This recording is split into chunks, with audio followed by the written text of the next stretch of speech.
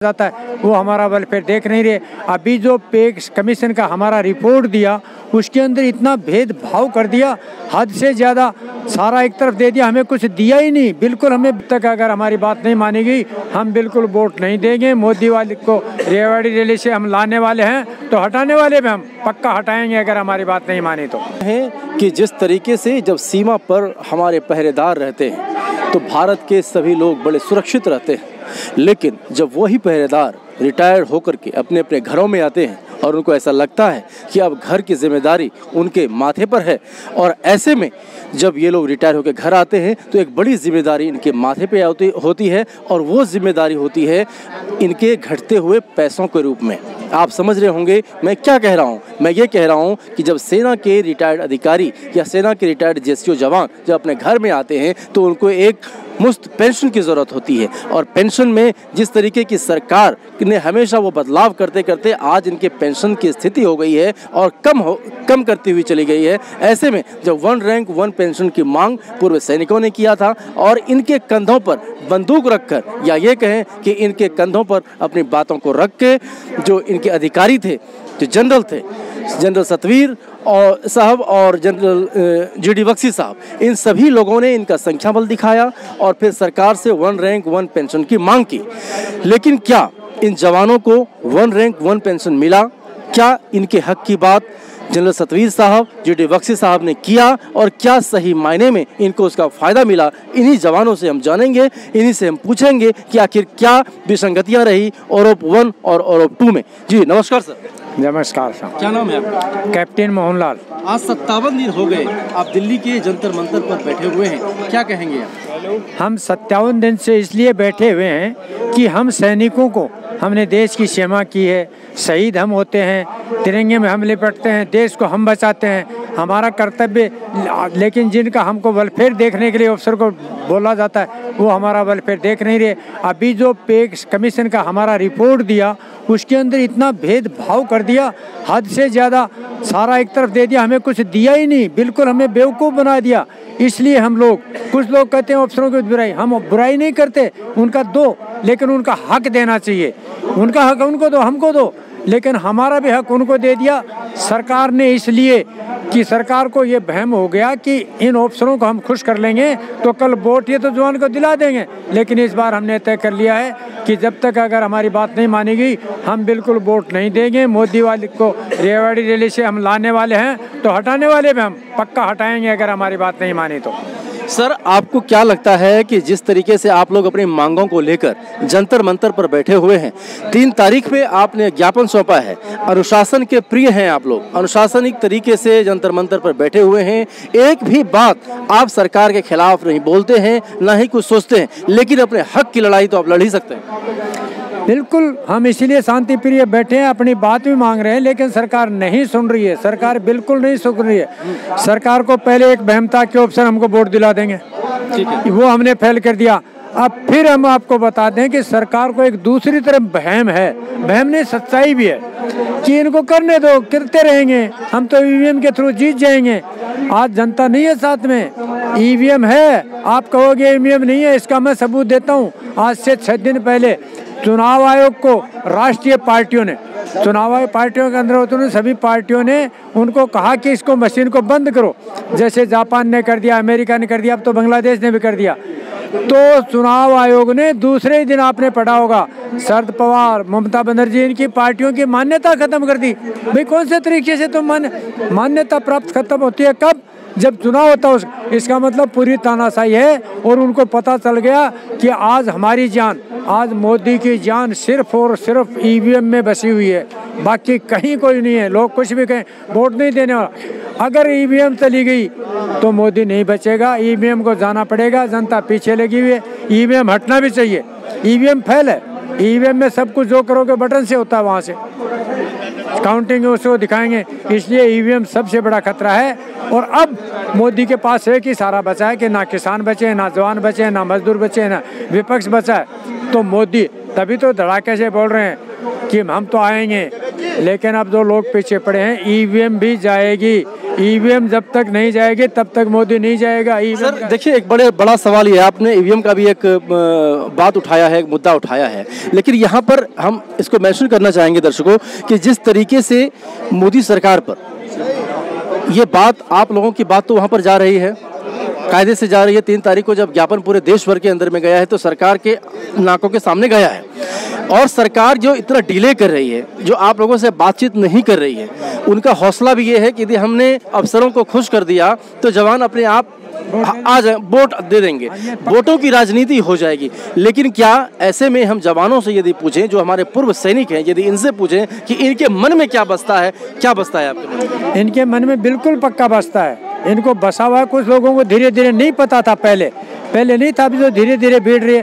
पहले लोगों ने कह रहा था मोदी ने बहुत कुछ दे दिया, दे रहा है, खाली जुमला। 5 साल से खाली वायदे हो रहे हैं, ये दे दिया, वो दे दिया, सेकंड आरओपी दे दिया, थर्ड दे दिया, एरियर दे दिया अभी तक भी कुछ नहीं है। बैंकों में जाके देखते हैं तो अब रो रहे हैं, बोले हमको कुछ नहीं। तो वो सिर्फ हम फौजी आदमी हैं, गहम हैं, कुछ लोगों को शायद दे दिया, क्योंकि आप मीडिया वाले कहते हो दे दिया, अखबार वाले दे दिया कहीं कुछ नहीं है, बिल्कुल नहीं दिया है, और देने की आशा भी नहीं है। क्योंकि मैंने बार बार कहा कि मोदी जी को जब तक ये वहम है कि हम लोग दे रहे हैं, तब तक मोदी देने वाला नहीं है, और मोदी नहीं देगा तो इस बार हमारे सैनिकों ने तय कर लिया कि हम वोट नहीं देंगे। रेवाड़ी से जीता है तो यहाँ से हटाएंगे। सबसे बड़ा हमारे साथ क्या, सबके साथ, चारों तरफ देखो, सब जगह बैठे, महिलाएं बैठे, कर्मचारी, किसको दिया? BSNL बेच दिया, सब बेच दिया, ट्रेन बेच रहा है। मैं तो एक बात आप लोगों से और कहूँगा, बीजेपी के सांसदों से कहूँगा कि यदि गलती से मोदी अगली बार आ गया तो लूटने के आदेश में लूटेगा, फिर किसको लूटेगा? अगली बार उनको लूटेगा। हम क्या करें? ये बहुत बड़ी बात आप कर रहे हैं। बिल्कुल उनको लूटेगा भाई। हम बाकी कांग्रेस अन्य पार्टियों के लोगों को तो लूट लिया, EDC BSC लूट लिया, उनको कुछ नहीं बचा। अगली बार सरकार आने के बाद उनको लूटेगा और जनता को खुश करेगा। जनता भी बोलेगी देखो ये अपने आदमियों को भी छापे मार रहा। यानी अब कितनी घटिया राजनीति है मोदी की, जनता भी खुश रहेगी। जनता कहेगी देखो ये तो अपने MP को छापे मरवा रहा, उसका कोई MP नहीं है, कोई नहीं है, खाली पैसे हैं। अगली बार समझ जाए ये जितने भी MP वगैरह है बीजेपी के, अगली बार इनका नंबर अगर मोदी आ गया तो ये गए, बाकी का कुछ नहीं, इनको लूटेगा मोदी इनको। देखिए, आपने 2 सवाल किया दोस्तों।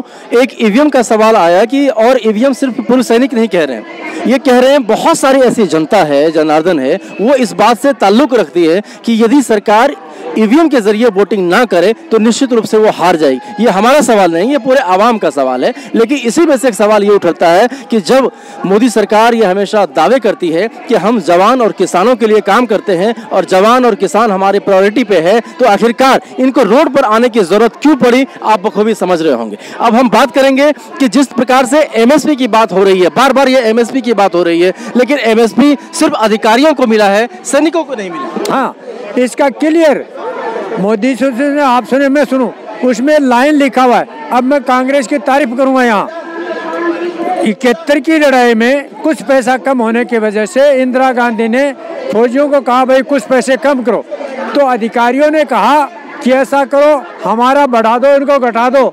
इंदिरा गांधी ने घटाया, उसी में फिर बड़ी मुश्किल से करके जब फंसा तो वो इंदिरा गांधी थी जो 6000 में सरकार, MSP कांग्रेस के सरकार में लागू हुआ 2006 में।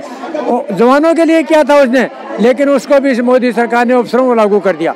ऑफिसर के लिए नहीं है MSP, अगर ऑफिसर को तो फिर BSF और CRPF को दो भाई, ऑफिसर को तो ये खाली फौजी जवानों के लिए MSP लिखा हुआ है। MSP का मतलब है जो 42 साल उम्र से पहले घर आ जाएगा उसको मिलेगी, उसमें को तो अफसर तो 60 साल तक आते हैं, इन्होंने वो भी ले लिया अफसरों ने, सरकार के मिलकर, क्योंकि मोदी को पता है अफसरों को खुश करना है वोट लेने के। मोदी हर जगह पे सिर्फ राजनीति करता है, इसके अलावा कुछ नहीं, चाहे पुलवामा हो। क्यों, एक बात और बताओ ना सर, तो ये बताइए क्या ये माना जाए कि सरकार की और अधिकारियों की मिली भगत है? बिल्कुल है, बिल्कुल है, वोट की राजनीति है ये वोट की राजनीति है। पुलवामा वोट की राजनीति है। कल ये अपना 4 हमारा जवान, ये भी वोट की राजनीति है। लेकिन इस बार को लेकर कश्मीर के ले लो भाई, मैं हिंदू हूँ, मैं पक्का हिंदू हूँ, लेकिन कश्मीर में आज कश्मीरी पंडित क्या हाल हो गई उनकी, क्या हालत होगी मोदी को, वहाँ भी मोदी ने राजनीति। वहाँ तो माउंटेन से मिला है मोदी सबको साथ। मोदी को सिर्फ वोट और नोट चाहिए, ना हिंदू की जरूरत, ना मुसलमान की जरूरत, ना एमपी की जरूरत, ना एमएलए को, वोट और नोट। मोदी का एक ही सिस्टम है, वोट और नोट आए कैसे भी आए, दुनिया जाए भाड़ में, यही एक उनकी राजनीति। लेकिन फिर ये लोग कैसे कह रहे हैं कि भाई मोदी सरकार बहुत अच्छी सरकार है, मोदी को तो कोई अपना परिवार है नहीं और वो नोट किस लिए लेंगे? वो कौन करें? बड़े लोग, बड़े मीडिया वाले, बड़े लोग। अगर वो हाँ नहीं करेंगे उन पे छापे मार देगा, वो डरते कह रहे हैं। छोटा कोई व्यक्ति नहीं, बड़े लोग। बीजेपी का कोई लोग बोल रहा है क्या? जो कल लोग बीजेपी में थे, साथ से बाहर जाते चोर हो गए, फिर बाहर से अंदर। अगर एक दिन मुद्दा आया है कि अगर किसी को बचना है तो शाम को अपने घर पे बीजेपी का निशान लगा लो, नहीं छापे पड़ेंगे। ये चोरी का नहीं है क्या? आप भी छाप रहे हैं कि जिसको किसी से बचना है पैसे के साथ, शाम को अपने गेट पे बीजेपी का निशाना लगा लो, फिर वहाँ रेड नहीं पड़ेगी। तो ये साफ हो गया ना कि नोट कमाना है। तो सरकार को क्या कहेंगे सर, जल्दी से बता दीजिए संक्षेप। सरकार नहीं है, देश बिना, ये तो देश का भाग्य है हमारे देश। बिना सरकार के, अगर सरकार होती तो 50 दिन हमको पूछती नहीं थी क्या? 57 दिन हो गए, हमको पूछा क्या अभी तक? सरकार होती तो पूछती भाई, कम से बॉर्डर पे लड्डू बांटने जाते पूछती, लेकिन सरकार नहीं है। और सरकार इसलिए नहीं पूछ रही है, सरकार को पता है कि हम पूछेंगे तो फंसेंगे, हम पूछेंगे तो फंसेंगे, पूछेंगे देना पड़ेगा, इसलिए सरकार नहीं पूछना चाहती। और सरकार नहीं है, भारत में सरकार नहीं है, ईवीएम की और तानाशाहों की सरकार है। कुछ लोग मर्डर किए हुए लोग सरकार में फंसे हैं, वो जाएंगे तो जेल हो जाएंगे, इसलिए सरकार नहीं।